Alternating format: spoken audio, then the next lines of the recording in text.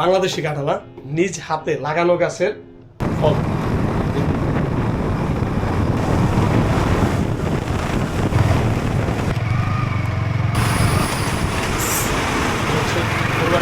রান্না করে পাঠাইছে, একবার রান্না করা মাংস। হ্যালো গাইস, আসসালামু আলাইকুম। আশা করি সকলেই ভালো আছেন আর আমি অনেক ভালো আছি। তো আজকে হচ্ছে কোটক্লাং এর উদ্দেশ্যে রওনা দিতেছি। আর আমার মনে হয় না যে আমি মালয়েশিয়াতে এসে এখনো কোটক্লাং গেছি, বিশেষ করে বাইক রাইডিং করে। সো আজকে যেতে হবে, তার কারণ হচ্ছে গতকালকে বাংলাদেশ থেকে একজন লোক আসছে আমাদের ঢাকার দোহারে। সো উনি হচ্ছে কিছু আমার জন্য নিয়ে আসছে। এক কথায় আমার আম্মু আমার জন্য কিছু শখ করে দিয়ে দিয়েছে, যেমন যদি বলি কোরবানির মাংস আছে, সেটা হচ্ছে রান্না করে বক্স করে দিয়ে দিয়েছে। এন্ড দেন আমাদের বাড়িতে আমি নিজে হচ্ছে গাছ লাগিয়ে রেখে আসছিলাম, সেই গাছের কাঁঠাল হয়েছে, সেই গাছের কাঁঠাল পাঠাইছে আমার জন্য।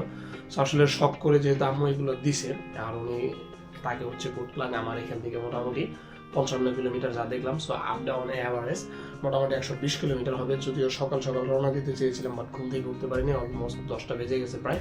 সো এখন আমি রওনা দিব কোটক্লাংয়ে। সো কোটক্লাং এর আশেপাশে হচ্ছে কি অবস্থা রাস্তার এখনো জানি না, বাট আমি আশাবাদী কোটক্লাং যেতে হয়তো বা দুপুরের মধ্যে চলে আসবো আর কি, 2-3 ঘন্টা সময় লাগবে। আর ভাই যেহেতু রাস্তাঘাট লঞ্চন নিয়ে বসে নিল, ঠান্ডা ঠান্ডা লাগবে, যার কারণে হচ্ছে জ্যাকেট ট্যাকেট করে নিলাম। আর যেহেতু আমি হাঁটুয়া থাকি, সো এখান থেকে হচ্ছে মোটামুটি অনেক দূরত্বের একটা রাস্তা কোটক্লাং। সো যাই করে দেওয়ার জন্য। আর আইসা হচ্ছে কি কি আম্মু দিল সেগুলো হচ্ছে আপনাদেরকে রিভিউ দেবো। So guys, let's go. So guys, already কিন্তু আমি রওনা দিয়ে দিয়েছি হচ্ছে পোর্টক্লাংয়ের উদ্দেশ্যে। অ্যান্ড দেন আমার রুম হচ্ছে হাংতুয়া, আর রুমের পার্কিংয়ের নিচ থেকে হচ্ছে বাইকটা বের করলাম, বের করে হচ্ছে রওনা দিয়ে দিলাম হচ্ছে পোর্টক্লাংয়ের উদ্দেশ্যে। আর পোর্টক্লাংয়ে উদ্দেশ্যে রওনা দেওয়ার পথে হচ্ছে ক্যামেরাটা অন করার কারণ হচ্ছে এটাই যে আপনাদেরকে আমি রোডের ভিউ দেখাবো। অ্যান্ড দেন হচ্ছে যাওয়ার পথে কী কী মোস্ট ইম্পর্টেন্ট ভিউগুলো আছে অ্যান্ড দেন থিংগুলো আছে সেগুলো নিয়ে একটু কথা বলবো। সো অলরেডি কিন্তু পোর্টক্লাংয়ের উদ্দেশ্যে রওনা দিয়ে দিয়েছি। এটা হচ্ছে আমাদের হাংতুয়ার যেই ব্যাকগ্রাউন্ড ভিউটা, সেটা আমি কিন্তু হাংতুয়া ক্রস করতেছি। অ্যান্ড দেন পোর্টক্লাং আমাদের এখান থেকে মোটামুটি 55 কিলোমিটার রাস্তা আর কি, 52 কিলোমিটার প্লাস। সো অবশ্যই একটু গাড়িটা টেনে যেতে হবে। আর গাড়ি টানার সময় তো বুঝিনি যে আমি কি ধরনের, মানে রাস্তা ফাঁকা থাকলে হচ্ছে গাড়ি টান দিই। সো দিনের বেলা মোটামুটি যতটা ভাবছিলাম একটু জ্যামজট থাকবে, বা আসলে হচ্ছে অত একটা জ্যামজট নাই রাস্তার মধ্যে। আর হচ্ছে ক্যামেরা এবার সামনে দিলাম, কিছুক্ষণ পর হচ্ছে ব্যাক ক্যামেরায় দিব। তার কারণ হচ্ছে সামনে ক্যামেরা রেখেও গাড়ি চালাতে ভালো লাগে। আর আমি তো ওয়েট করতেছি যে কবে হচ্ছে DJI 360 ডিগ্রি ক্যামেরাটা আসবে, যেটা হচ্ছে লেন্স চেঞ্জ করা যায় ইনস্টা 360-এর মতো। তাহলে হচ্ছে আমাকে আর ক্যামেরা ঘুরে এখানে ওইখানে লাগাতে হবে না, এটা হচ্ছে হেলমেটে থাকবে। অ্যান্ড দেন 360 এখানে লাগিয়ে দিব, এটা হচ্ছে আমার প্ল্যান। বাট দুঃখের বিষয় হচ্ছে ওইটা এখনও DJI কোম্পানি লঞ্চ করতেছে না, বাট আমি তো হচ্ছে ওইটা লঞ্চ করার পরে ওইটা নিব, যদি হচ্ছে লেন্স চেঞ্জের মতো অপশন থাকে। আর যদি চেঞ্জের মতো অপশন না থাকে তাহলে আর কিছু করার নেই, তাহলে আমি ডিরেক্টলি নেব ইনস্টা X5। সো যেহেতু বাইক চালাচ্ছি হচ্ছে একটু বাতাসে একটু সামথিং প্রবলেম ফিল করতেছিলাম, যার কারণে হচ্ছে জ্যাকেটের বোতামটা লাগাই নিলাম, চেনটা লাগাই নিলাম, তারপর হচ্ছে গাড়ি টানতেছি। আর এখন যেভাবে টানতেছি আসলে একটা বাইকার একটা ফিল, মানে আসলে লং ড্রাইভে গেলে বা হচ্ছে এদিক থেকে যদি একাও লং ড্রাইভে বেরোই, মানে বিশেষ করে একটা বাইকারে যা যা দরকার, যেমন হচ্ছে ভালো একটা helmet, jacket and then hand glove, সব কিছু যখন নাকি থাকে না, তখন হচ্ছে নিজের মধ্যে মানে একটা অন্যরকম একটা কাজ করে। যেমন হচ্ছে আপনি যদি গাড়ি ব্রেকও করেন রাস্তার মধ্যে, হচ্ছে মানুষ এক নজর হলো আপনার দিক তাকাবে যে হু ইজ হি, ঠিক আছে, মানে এই ধরনের এটা খুব ভালো লাগে আমার কাছে। সো যাই হোক, মালয়েশিয়ার যে রাস্তাঘাট সেগুলো তো আপনারা দেখেনি মোটামুটি সবসময় আমার ভিডিওতে। আসলে ভাই এখানে এইসব রাস্তায় গাড়ি চালাতে হলে সবার আগে আপনার যে জিনিসটা দরকার সেটা হচ্ছে ইন্স্যুরেন্স।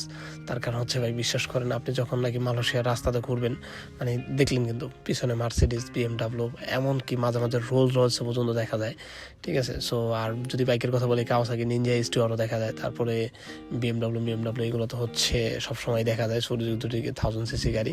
সো বিষয় কোনটা, যদি আপনার হচ্ছে ভালো ইন্স্যুরেন্স থাকে, সো অবশ্যই আপনি রাস্তাঘাটে চললে কোনো সমস্যা হবে না, এটা বুঝে শুনে চলবেন না। আর এইটা কিন্তু আমি একটা শর্ট ভিডিওতে দিয়েছি, এই জায়গাটা হচ্ছে আমি ভিডিও করতেছি, ওই জায়গাটা হচ্ছে একটা ভাঙ্গা যে গোলচক্কর আছে বাংলাদেশে, ফরিদপুর ভাঙ্গা। সো ওই ধরনের একটা গোলচক্কর 360 ডিগ্রির মতো, কিন্তু রাস্তাঘাট ভাই একবারে সেই লেভেলের রাস্তা, সেই লেভেলের। আর এই বাসগুলো সম্ভবত সিঙ্গাপুর থেকে আসছে। সো যাই হোক, কোথা থেকে আসছে না আসছে সেগুলো আমার দেখার বিষয় না, আমার দেখার বিষয় আমার হচ্ছে আমাকে গাড়ি চালায় অনেক দূর যেতে হবে। আর এটা হচ্ছে মালয়েশিয়ার টুলের একটা রাস্তা, সো আমি কিন্তু অলরেডি বরাবর ঢুকে গিয়েছিলাম, বাট পরে দেখলাম যে না বাইকে মানে এই রাস্তা দিয়ে বাইক যাওয়ার না, বাইক যাওয়ার রাস্তা হচ্ছে আরেকটা। সো যার কারণে হচ্ছে গাড়িটা আবার ঘুরে নিলাম, ঘুরে হচ্ছে আবার ব্যাক করতেছি যে মানে যে এটা হচ্ছে বাইক যাওয়ার রাস্তা, এখান দিয়ে ঢুকবো। আর আরেকটা বিষয় যেটা সেটা হচ্ছে আপনারা অবশ্যই মালয়েশিয়ায় যদি গাড়ি চালান, মালয়েশিয়া না শুধু পৃথিবীর যে কোনো দেশে আপনি গাড়ি চালান এখানে অবশ্যই রাস্তার যে নিয়মকানুন আছে সেগুলো মেনে চলবেন।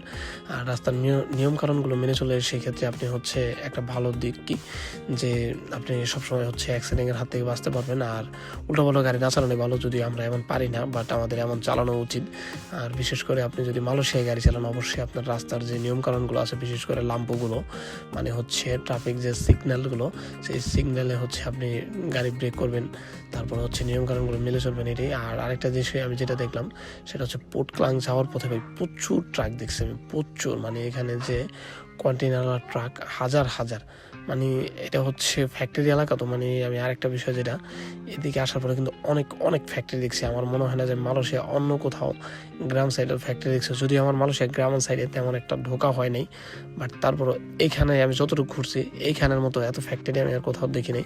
যেমন ফ্যাক্টরি, তারপর হচ্ছে আপনার কন্টেনার, মানে সম্ভবত এই কন্টেনারগুলো হচ্ছে যারা হচ্ছে চায়না থেকে বিজনেস করে বা অন্য জায়গা থেকে বিজনেস করে, কন্টেনারগুলো এখানে নিয়ে আসে, আবার এখান থেকে মানে লোড আনলোড হয় এখান থেকে সম্ভবত আর কি, আমার যতটুকু মনে বলতেছে অতটুকু হবে। সো যাই হোক, আমি এটা নিয়ে বেশি কথা না বলি, কারণ যেহেতু আমার সঠিক আইডিয়া নাই এই বিষয়ে, সো এই বিষয়ে কথা নাই বলি। সো ভাই মানে কি বলবো আপনাকে, রাস্তা 120 110 এটা হচ্ছিল আমার নর্মাল স্পিড, মাঝে মাঝে হচ্ছে 140ও টানছি, ঠিক আছে, 35-40, আসলে অত একটা হাই স্পিডে চালাই নেই গাড়ি। তারপরে মোটামুটি লিমিটের মধ্যে থাকার চেষ্টা করছি। আমি বললাম না যে 110-20 এটা ছিল আমার নর্মাল স্পিড।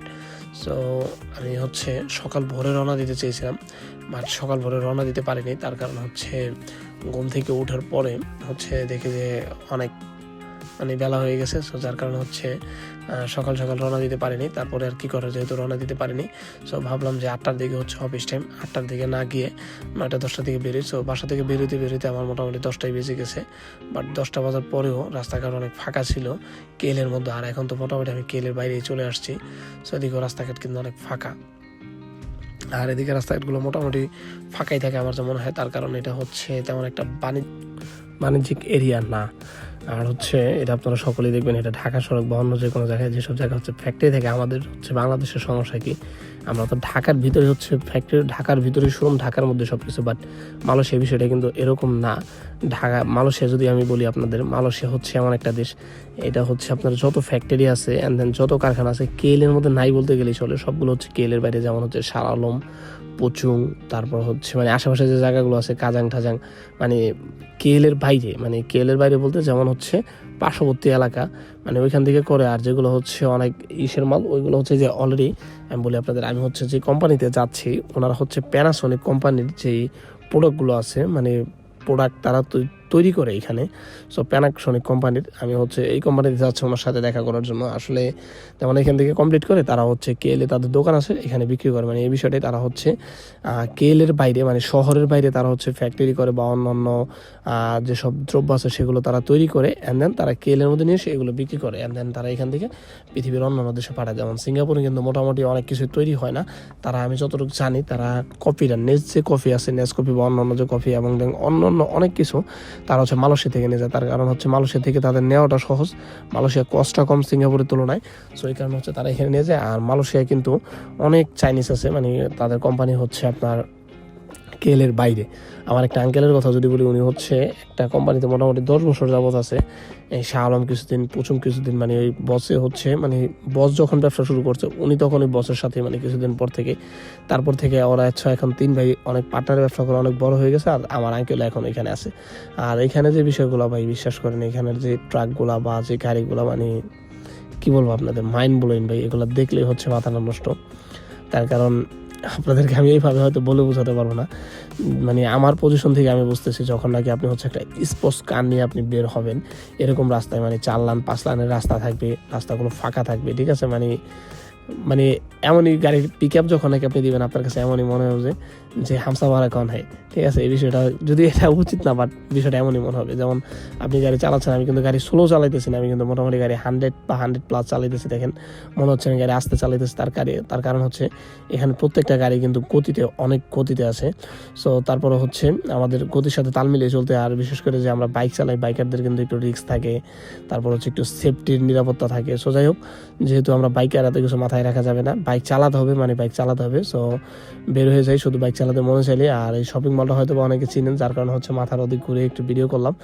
আর এই থেকে কিন্তু আমি যাওয়ার সময় মানে কয়েকটা একটু সমস্যার সম্মুখীন হয়েছিলাম। যেমন হচ্ছে ফাঁকা রাস্তার মধ্যে আপনার হচ্ছে 2-3টা হচ্ছে কন্টেনারের ট্রলি একখানে মাঝখানে, সো ওই দিক দিয়ে চলে যাওয়ার জন্য এটা ওইটা মানে ভাই এগুলো রাস্তাঘাট আপনি যখন চলবেন এগুলো হবেই।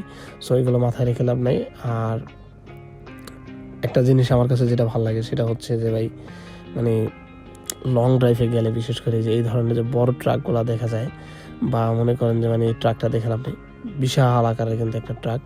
সো মানে কি বলবো আপনাদের, আসলে বলার আমি কোনো ভাষা খুঁজে পারতেছি না। তার কারণ হচ্ছে ভাই এগুলোকে মানে যেমন রাস্তা তেমন গাড়ি, ঠিক আছে। এই একটা কথাই আমার বলা ভালো, যে যেমন রাস্তা তেমন গাড়ি, মানে যে ধরনের রাস্তা সেই ধরনের গাড়ি। আর আমি কিন্তু অলরেডি গলির মধ্যে ঢুকে গেছি। আর এদিকে অবস্থাটা দেখেন, তারা হচ্ছে এগুলাকে ফর সেলের জন্য পিছিয়ে বাঁধা নিয়ে যাচ্ছে। আমি তো হচ্ছে প্রথম ভয় পেয়ে গেছিলাম যে এটা কী অবস্থা, গাড়ি ব্যাগে চলতেছে কেন, পরে দেখলাম। আর অলরেডি কিন্তু আমি কোম্পানিতে চলে আসছি। এটা হচ্ছে আমার বাসার থেকে যে মালগুলো পাঠাইছে এটা নেওয়ার জন্য হচ্ছে এখানে আসছি। এটা হচ্ছে পোর্ট কেলাং, উনি হচ্ছে কোম্পানিতে কাজ করে, আর যে কোম্পানির কথা বললাম এটাই হচ্ছে সেটা। এখানে আসলাম আমাদের হচ্ছে হাংতুয়া থেকে, জানেন যে আমি হচ্ছে কুয়ালালামপুর থাকি, হাংতুয়া এখান থেকে মোটামুটি ছিল প্রায় 1 ঘন্টার জার্নি। অনেক ড্রাইভ করে আসলাম এখানে, ঠিক আছে। যদি আমার এত লং জার্নি করা হয় না, তো আসলাম মায়ের ভালোবাসা নেওয়ার জন্য। বাড়ির থেকে অনেক ফল টল দিয়েছি আর কি, যাই হোক গ্রামের ফল অ্যান্ড দেন আরও অনেক কিছু দিয়েছি, সেগুলো নেওয়ার জন্য আসলাম। তো বাড়িতে যাই, তারপর হচ্ছে দেখা যাবে। তো গাইস এ হচ্ছে দেশ থেকে পাঠানো মাল, ঠিক আছে। হেলমেটে ক্যামেরা রেখে ভিডিও করতেছে। হচ্ছে বাড়ির কাঁঠাল, আমাদের বাড়ির কাঁঠাল। তারপর হচ্ছে আরো টুকি মাল আছে। জায়গা পাই দিলাম, তারপর যাওয়ার কাজ আছে, শেষ কেমন লাগবে তো। তো গাইস আমি কিন্তু এখানে বেশি একটা দেরি করলাম না, তার কারণ হচ্ছে আমি আসছি অ্যান্ড দেন যার সাথে দেখা করতে আসছি উনি হচ্ছে আমার সাথে দেখা করতে পারেনি। তার কারণ ওনাদের কোম্পানি কিছু রুলস আছে, যেমন কেউ যদি কোনো গেস্ট যদি আসে আপনার কাছে, সো সেইখানে হচ্ছে আপনার মিনিমাম 3 দিন আগে একটা ফর্ম দিতে হবে, তারপর হচ্ছে গেস্টকে আপনি কোম্পানির ভিতরে ঢুকাতে পারবেন। সো আমি যেহেতু ফর্মটার দরকার নেই, আমি আসছি মাল নিয়ে চলে যাব। সো উনি ডিউটির মধ্যে থেকে বাইরেও আসতে পারেন আমার সাথে দেখা করার জন্য, জাস্ট 1 মিনিটের জন্য আসলে একটু কথা বলা আবার চলে গেছে। সো যাই হোক, এখানে হচ্ছে অনেক মালগুলো আমি নিলাম অ্যান্ড দেন নিয়ে হচ্ছে আমাদের বাড়িতে চলে যাব। আর ভাই যাওয়ার পথে ভাই বিশ্বাস করেন কি যে একটা অবস্থা, মানে যদিও আজকে রাস্তায় তেমন একটা জ্যামজট ছিল না, তারপরে ভাই জ্যামজট থাক আর না থাক বাইকই হচ্ছে সেরা আমার জন্য। কারণ ভাই বাইক নিয়ে ঘুরতে ভালো লাগে, যে কান্ট্রিগুলো মানে আপনি ফিল করেন if you amazing when you riding in the road and then have a left and right side to biggest container truck. So মানে কি বলবো আপনাদের, যে আপনি কেমনে ফিল করবেন এটা। দেশের থেকে আমার জন্য ভালোবাসা, এটা হচ্ছে কাঁঠাল। কারণ হচ্ছে এখানে গাছ হচ্ছে 5 বছর আগে নিজে হাতে লাগিয়েছিলাম, সেটা হচ্ছে কাঁঠাল হিসেবে আমার আজকে আমার জন্য পাঠিয়ে দিল একবারে আমার কাঁঠাল।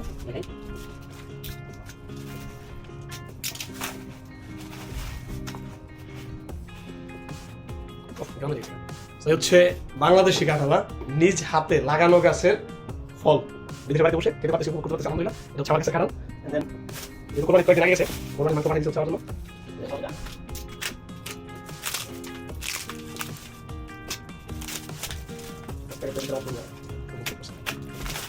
এগুলো হচ্ছে কোরবানির মাংস আর কি, রান্না করে পাঠাইছে, একবার রান্না করা মাংস, একটার মধ্যে মাংস আর একটার মধ্যে সম্ভবত বর। তারপর হচ্ছে খাঁটি সরষের তেল আছে, ঠিক আছে। এটা হচ্ছে একবারে খাঁটি সরষের তেল, হচ্ছে হানিনাট। ঘরের বাজারে যে হানিনাট আছে, যত গোবিন্দ ভাই, এই যত গোবিন্দ ভাইয়ের সাথে আমি একসাথে অর্ডার করছিলাম, তারপর হচ্ছে খাঁটি সরষের তেল বেশি হানিনাট, দেন একটা হানিনাট সরষের তেল।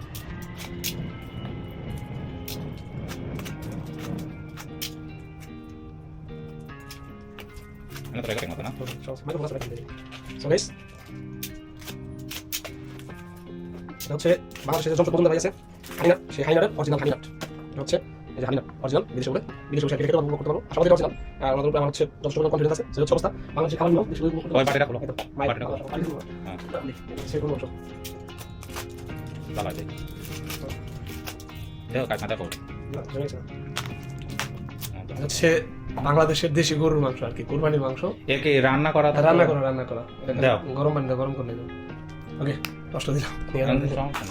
কাঁঠাল খাওয়াতে আসলে একটা কথা কি গাইজ, 2026 সালে আসে আসলে মানুষের দূরত্বতা প্রযুক্তির কারণে তেমন কিছু বোঝা যায় না। তার কারণ হচ্ছে যে এই যে বললাম যে আমার আম্মু হচ্ছে আমার নিচের গাছ লাগানো আর কি, আরো 5 বছর আগে 2021-এর দিকে হচ্ছে আমি গাছ লাগাইছিলাম, সেই গাছের ফল হয়েছে কাঁঠাল, এবং সেই কাঁঠালটা হচ্ছে আমার আম্মু আমার জন্য পাঠিয়ে দিছে। সো কত ভালোবাসার দিক থেকে হচ্ছে এটা হয়, একটা আলাম কাঁঠালি আমার জন্য পাঠিয়ে দিছে এটা হচ্ছে। তারপরে গরুর মাংস পাঠাইছে, ওইটা তো বললামই। এই যে হচ্ছে সরিষার তেল, এটা হচ্ছে হানিনাট থেকে অনেক কিছু অর্ডার করেছিলাম সেই কারণে পেয়েছি। এটা হচ্ছে হানিনাট, বাংলাটায় দেখতেছেন হানিনাট, জমশদ মজুমদার ভাইয়ের। সো এগুলো হচ্ছে সবই আনলাম। দেন এই যে একটা ছোট বক্স, এটার মধ্যে দিছে হচ্ছে এটা হচ্ছে গরুর উজুরি বা বট, এটা অবশ্যই খেতে অনেক মজা, সকলেই জানেন। রুটি দিয়ে খেলে এগুলো সব কিছু হচ্ছে রান্না করে পাঠাইছে, সো এগুলো খাবো। সো আসলে এটাই কথা যে মনের টান থাকলে সবই। আর বর্তমান সময়ে আসলে প্রযুক্তির কাছে দূরত্বতা তেমন কিছুই না, সো মনের টান থাকলে সবই আছে। যাই হোক, সকলে আমার জন্য দোয়া করবেন যাতে খুব তাড়াতাড়ি মায়ের সবগুলো স্বপ্ন অলরেডি মনে হয় পূরণ করে ফেলেছি, আটটুকি রেখে যেগুলো আছে পূরণ করে ফেলবো ইনশাল্লাহ। আর তার পাশাপাশি যেন আমার স্বপ্নগুলো পূরণ হয়। সো সকলে আমার জন্য দোয়া করবেন, ভালো থাকেন, সুস্থ থাকেন, আল্লাহ হাফিজ।